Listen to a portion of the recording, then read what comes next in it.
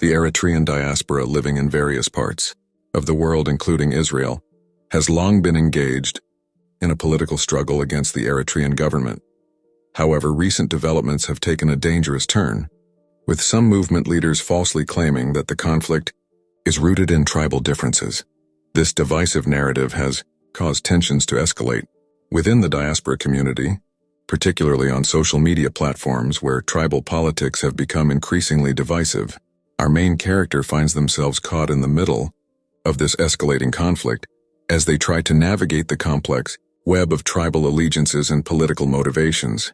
As the situation worsens, we witness the influence of YouTube and other online platforms being used to further fuel the flames of a potential civil war.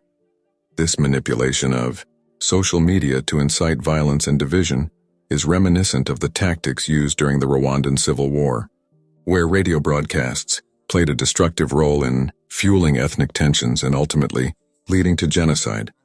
The parallels between the Eritrean diaspora situation and the events in Rwanda are striking, serving as a stark warning about the dangers of allowing tribal politics to take hold in a community already fractured by political strife.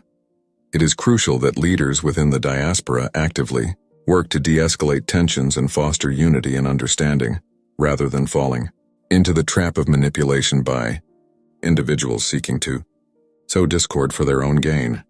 Only through coming together and focusing on the shared goal of fighting for justice and democracy in Eritrea can the diaspora hope to overcome the divisions that threaten to tear them apart.